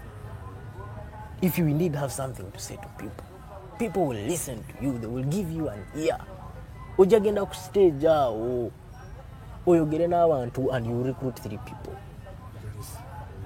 Ojakola crusade ey'abantu 100 and you will not recruit anybody. You will remain with sympathizers. Bambi bamukubye Bambi naye abantu abo babi nnyo. Bambi babakubye nnyo. Banange mwagala nnyo naye sigendayo. That is the attitude that we are going to remain at while we are playing politics. Yet it needs to change. We need to be intentional. Tomuntu agambe nti nno kakibe ki. I am attached to this party. Bantu kirira bana abantu omuntu nafuna sense of belonging. Nga awuli identity eri mu kibiina ekyo. Naye ate hino waliwo kizibu nti Abannayuganda bayinza okuba balina ebibiina bye bakkiririza. Naye kati ennaku zino batandise okutya. Tulabye okutya kungi mu bantu nti ne waba balina kye bakkiririzaamu. Akyagamba naye wenna ayogera bajja kunkuba. Ate nga is right. Bajja kumbuza famire yange ejja kubulwa ekyokulya nga ate nendo zino. Ate oyogera ki? Waba mutuufu. Oyogera ki ng'olina ky'okkiririzaamu if you know that is the situation? Oyogera ki? Ayagala agezeeko naye maama batu bajja That is exactly what we are talking about. We are doing camera politics. Twagala batulabe. Bandabe ndamubeereddewo. Nabaddewo. Babeera mabeka w'abantu wano nga ayagala kamera zimu. Nga watuuka mu n'atula wansi. Recently, when during the swearing in to Parliament, olaba nga ababaka ng'ayitawo n'ayimirira mu kamera neefuula ng'ali ku ssimu naye nga watunula ku ki mu kamera naye nti bamulabe bamuyite. This is the politics we are doing in Uganda. But that politics cannot change. It is politics. Let me tell you, Mr. Museveni, unfortunately, he went to the war. He went to the bush. But do you want to say he was not speaking? Do you want to say that there were right environments for him to do what he was doing? No, definitely not. Definitely not. But right now we have social media. Do you have to accept that, you know what, you have to go there, down? There are 1 million accounts on social media that you cannot trace the owners of those what? of those accounts. If you think that it is too hard on you and you cannot operate covertly, there are better ways of operating in the public without being noticed. Tugambe kati ba politician betaaga badde bakkiriza okulolinga in the dirt. Politics, kintu kya politics kiri sinti buli omu aplayinga the same role. Roles ziri different. Tulina ababeeranga abasobola okubeera n'eggume bwe bagamba nze nja kuyiwawo ki omubiri byabeere n'ekibuli ye ku street abeerewo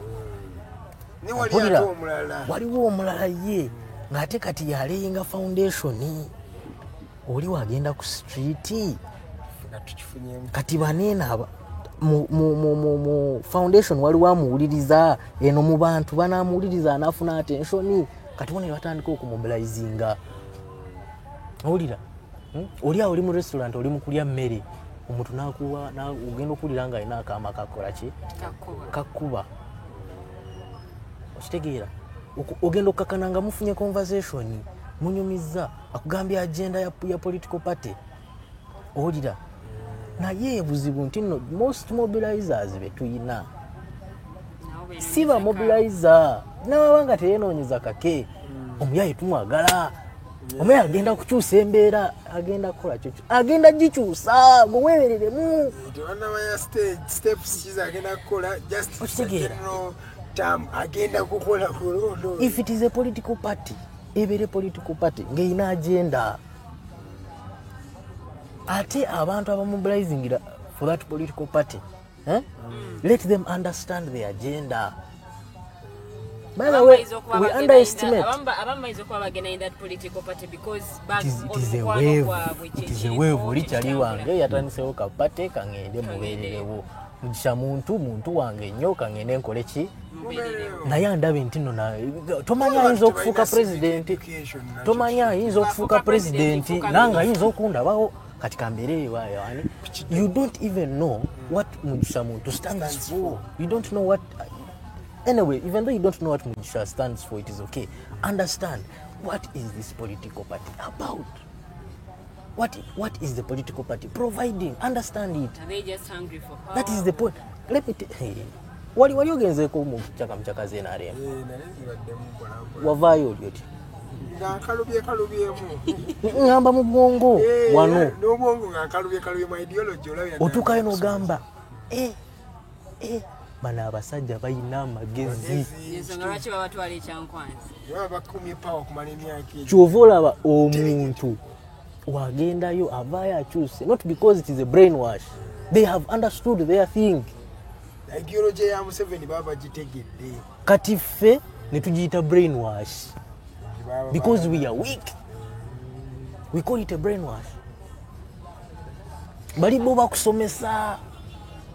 Na kusomesa democracy ne waba manyi nti no democracy tagenda gikola naye nagikusomesa.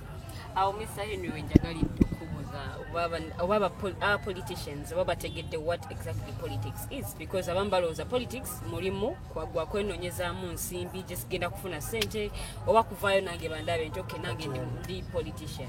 No, I don't underestimate politicians in this country. I think we have very brilliant minds.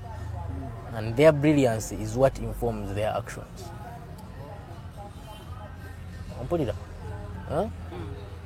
You cannot underestimate them. Basajja balina amagezi nnyo ate bakola ebintu nga balina ebigendererwa. The biggest, they say politicians are vendors of hope. The more hopeless you are, the more a politician thrives. And it is intention for them to keep you hopeless. Kalala kajje bakuteekemu amaanyi agende mu parliament. Yeah, capitalizing emotions. That is their capital. That is their capital. We don't think they are doing these things because they don't they understand the politics. Uganda. I don't know, but me I don't underestimate Ugandans. Rather tunoonya ki ekisinga okutukolera amangu. kyetugenda nakyo kiki ekyangwawo ekigenda okusasamaza abantu kiriwa kyekyo kyetugenda nakyo si lwakuba nti nno kyetulina okukola tetukimanyi because when you listen to people on talk shows they're actually speaking the real issues. Some of them are speaking the real issues and what must be done. But do they practice it? Definitely not. Uganda has the state-of-the-art policies over the world, by the way. When people come here, they say, wow. The implementation. Naye ate wonoonya abantu ababikola n'ogamba what is the problem? Ntudda mu gavumenti naye nga muganda we yali mu gavumenti. Naye kyembuuza Henry, tuba twagala oba tetwagala 10 to 15 years or 20 years from now, we're not going to be having the same leader. I don't know if he will step down or he will step down without wanting it, because at the end of the day, you're human. Is the NRM also ready to maybe bring another leader, if not, give power to another credible group? I am one of the people that have confidence in Museveni. The reason is because I think he's a very calculating man. I will be very disappointed in Mr. Museveni if he doesn't manage the transition. And I see him failing. Not because of himself, but there are very many forces around him that are interested in power, that he has become very undecided. And I think also that the negatives that have happened in his government are also limiting him from stepping down from power. I think he thinks about it every time he goes to bed. He knows that the legacy he has built will finally crumble, and he thinks about an option of transfer of power, but it does not come real to him in tangibility. ICC, he doesn't want to die a bad death. But I think because that is a leader who can maintain that. I think that is where the problem is. Ndowooza kunagamba hana ndowooza nti kewo gundi amanaging transition naye agamba hana mwesiga. Those are the fears. Amala nabirowoozamu. I'm thinking, I don't know. Maybe not. Amala nabirowoozamu naye n'agamba naye bana abantu nsobola kubeesiga kyenkana wa wendaba engeri gye bakola, the way they are accumulating wealth. Really? Museveni has never been a wealth-minded person. These people, are they trustable? Bano benesembereza. If they are fighting me while I am still here, what about if I finally give them the power? What will they do to me? I think those are his worries. But he also needs to think about the greater good for this country. For the country. Because at the end of the day, he will go if he wants what he doesn't want. But what next? And I think he is at the place where he does not care now. I thought he should he be wants, caring, because it is human to protect your interests.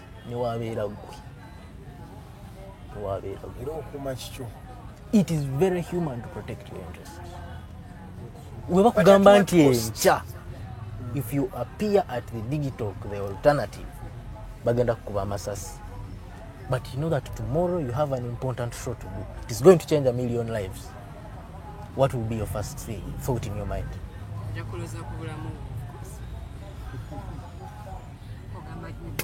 You asked me about transition. I want to trust Museveni to beat himself in the heart, to understand that there is a need for transition. No matter what the cost is, we need the transition. His legacy needs to be kept. And I want to continue trusting that since he has been a mastermind all this time, he has the potential to continue. You're trusting, but I'm not seeing any illuminating star in the NRM that can really take power. That is a problem that he has crushed. We were crashing as she's nothing as we're talking. Yeah, But yeah, I think let's crashing. even cross No, to that. Tugamba, crashing. Let's say a crash. That is why You've been in politics from 89 to 2021. Never kusula we but Museveni. Trust Museveni. Ife twadda wano ne tugamba now the prime Amama Mbabazi has been crushed from IGP. Yes. Kayihura has been crushed. That is the thing about But him. Yes, tolerance. But they are steadily firm. They are steadily, they are corridor talks, and there is no smoke without fire. There is a purpose. Museveni does not deal with you forever. Museveni has ways of putting his house back together. He has mastered the art. I think he's a patient person. Oli kuva ku the path gyabadde yakuteekamu for some good time naye katwagala givaamu. Lilian, I want us to cross over to Kadaga. You as a political analyst, what next for Rebecca Kadaga? She has been the MP for Kamuli from 1989. We've seen her take leadership positions as minister. She was from a minister, she became a deputy, a deputy speaker. She then became a speaker of parliament, the first female speaker Uganda had. And she reached a time when I think personally, she reached a point nalowooza kati amanyi akuze yeetongode nayagala ave ku ideology ya NRM as a party. Ne tulaba ekyavuddemu kyamuzaayidde Meremenya bamukubye akalulu. Right now, talina position indala okujjako okubeera MP and no member of parliament, of which balina mukumu disputing oli Salamu Musumba. What next for Rebecca Kadaga, ma'am? What next for Rebecca Kadaga? I don't know why it seems very hard that for people to understand that Kadaga can move on. I know that Mr. Museveni is going to gather her. Trust Mr. Museveni on that. He's going to make her very useful unless she decides not to be. However, on the other side, Kadaga has done her contribution. She has contributed enormously to this country. And I do not want to see her lose that legacy. Because the more she stays in the friction, there are more likely chances that she will lose the legacy. She has done a lot in emancipating the girl child. She has done a lot in parliamentary practice. She has done a lot even in the NRM itself. She has been very, very, very instrumental. She has inspired very many young people. The vice chairperson of NRM. And I wish she can continue that route of inspiration. Let her continue inspiring young people. Let her be now the age that people can stand on and say, even after politics, you can still remain relevant. How can she do that? How can she remain relevant in the political dispensation? She has so much experience in matters of women. She can take that route. She has so much experience in matters of the law, parliamentary practice. I heard there was a school parliament had put in her name or something. She can purpose. She can purpose to teach people on parliamentary practice. You know, there are young people out there who need that inspiration. There are young people who need people to go into their schools and inspire them. The people that are fighting her, it's alleged they are women. The women have their reasons. Some of them have their reasons. She has stood on the women ticket for a very long time. And personally, I'm one of the people who felt at the time that she was blocking an opportunity for some women who could have risen the ranks like her. And that is exactly what I'm talking about, her legacy. Because if her legacy was to emancipate women, then she must not kill it by remaining in that space. I think that should be outstanding for her. Let her realize that she has done enough, and when she sits back and looks at also other young women, this parliament is actually almost 70% of young people. There are very many young ladies there. Who knows, 10 years from now, who is going to become the next deputy speaker, or who is going to become the next speaker? We have very brilliant brains there. Lilian Aber, we have Anna Adeke, we have a number of young girls, young ladies who can carry on that legacy. And now looking at the hierarchy, we don't have any woman there. Any woman where? She has been the only woman there. The hierarchy of power. The hierarchy No, of power. guys, we need. And that's the reason as to why she decided to come independent, because yagamba nti bafubye nnyo okulaba nti bajjamu abakazi mu race, babajja mu kintu kya politics n'okuba nti batwala ebifo ebyawaggulu ebinene, because bw'oba otunudde the president musajja, vice musajja, prime minister musajja, chief justice musajja, n'abaddakawo bonna basajja. She has been the only woman. I think we need to stop being petty and understand what this country needs. Does this country need a woman, or does it need deliverance? Does this country need a man, or does it need a man who can deliver, or a woman who can deliver? I don't know if you get where I'm heading to.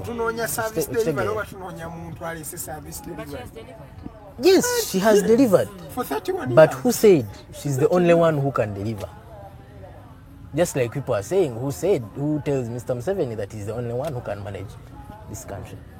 And that's what she also said. Do you understand? In 2016, never allow the next speaker again over in 2021. That means why not you call her on the president? So I think it is important for us to recognize the role of women in our politics. But it is also important for us to know and go away from that kind of politics. Ntino webabeera nga balonda kabineti temuliimu Muganda, temuliimu Munyankole, temuliimu Muteso, temuliimu Mucholi, really. And that informs, and you see, we set that agenda. Yes. It informs the cabinet, because the principal also now listens what are people saying, what are the Basuga saying. So you spend so much time trying to balance tribes, and then at the end of the day, you kill the quality of service delivered. But Henry, I want to just cross over, because we have like, I think, 7 minutes to the end of the show. Yes. Talk about this 11th Parliament. People have looked at Jacob Oulanyah as a puppet. And I think you've heard that in the corridors, that he is a puppet to Mr. Museveni, and to some extent they are right to assert like that. What is next for the 11th Parliament? What should we expect? I don't know the basis of which they say he is a puppet. I would love to be privy to that information. But I, for one, I did my internship in Parliament. And I think that was around 2017. I had an opportunity to watch Oulanyah live while he was officiating one of the sittings. And for me, I looked at competence.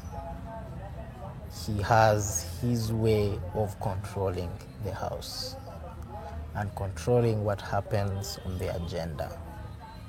He is a lover of quality debate. Yes, that is one thing he likes. You cannot take that out quality from him. Debate, yes.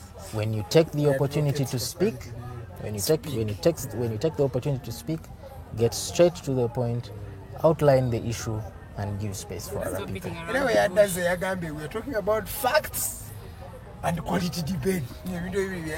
So I wish Oulanyah can have a membership in Parliament that can resonate with him. I think it is. I think I can project that he's going to have a lot of conflict, because there's so many people who don't believe in the way he works, because he is a strict man. Yes. He's straight to the point, and people love to linger, and then you come on the microphone, and then you say this, and then this. Sensational. And he doesn't like those things. He prefers issues. When you come and rise on a matter of national importance, may it be a matter of national importance. The segment of the matter of national importance in Parliament has killed the quality of debate. You find people talking about all sorts of things. You find people talking about all sorts of things, and you say, really? Matter of national importance? You're talking about your personal issues with another MP, matter of national importance. And I think he's going to do an instrumental work in transforming that. But it does not take him alone. that is going to take the whole house, and his result can only be gauged according to the kind of members that he has. They will either be a big promotion of him, or they will kill him so much. So he has a lot of work to do in putting and gathering people together so that they can understand his mind, so that they can understand. Yes, and I trust him. I trust him to be intentional about that. Yeah, but it will take a lot. And I must say this, that I found it very hard before the election. Found it very hard to imagine that Kadaga was going to be the Speaker of the 11th Parliament. And I am glad. You're glad. So that's my prediction. No, not necessarily.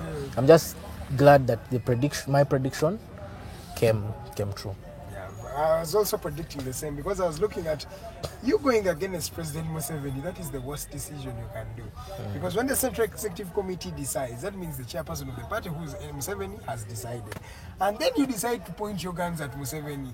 I've not seen anybody point their guns at Museveni and win. I have not. No, I think there is a common SEC meeting that people talk about of the rebel MPs. Mr. Museveni said, don't chase these people. And SEC still insisted, we are chasing them. And he said, okay, do what you want. But there is a way they still came so Museveni always has a bargain. Okay, so Henry, thank you so much for being at the Mighty Drive today. Njagala osiibule abakulabye olunaku olwaleero. Ate osobola okubagamba some of the things you like to do, your hobbies, apart from when you're in business and politics and mindset changing. What else do you love to do as an individual? That question of hobbies is one of my hardest questions to answer. I try to look through, I try to look through what my hobbies are, and I just seem not to find, but I am a very adventurous person. I am very open to anything. You bring to me a new thing, I'll try it out. All right. Okay, thank you so much, Henry, for that. And we come to the end of the show, and allow me talk to the lady, because she's the only lady that will say the other gender. Where to see once I have a kumachalidi and see watulabe ngatonda bakutandika. Mwebale nnyo mwebalire ddala mwena ababaddeko kuva gye twatandikidde mpaka wano tugenda okuba nga ate tuwunzikira. Mbadde njagala nsomeko ku comments entonotono ez'abannaffe ate ababaddeko, abantu ab'enjawulo babaddeko nga balaba. Mbaziira Guild Chambogo, webale nnyo okuba nga olaba. Mbazira, yes, Guild President wa Chambogo University, naye abaddeko nnyo ng'alaba. Mwebale nnyo mwebalire ddala bamikwano, tumuhimbise Norman, webale nnyo okuba nga olaba. Bishoka Marvin, webale kulaba. Umwiza Natasha, nawe webale nnyo okuba nga olaba. Tunaziraba Anthony Lubanga, webale nnyo okuba nga olaba. Namwe ababaddeko okuva gye twatandikidde mpaka wano wetugenda okuba nga ate tuwunzikira. Mwebale nnyo mwebalire ddala abasinga abakomenti ze babadde basiima busiimi.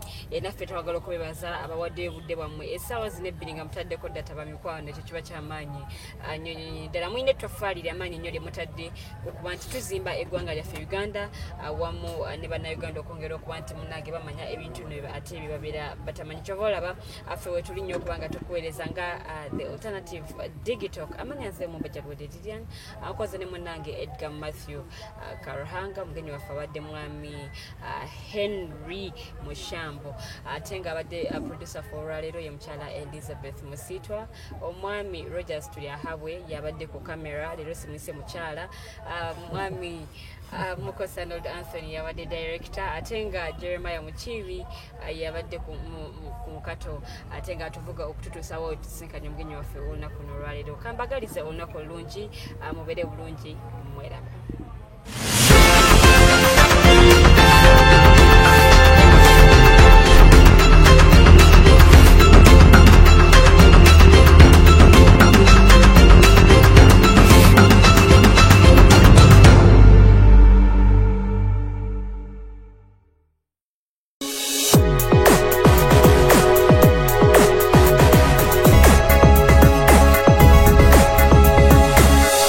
Alternative Dig Talk.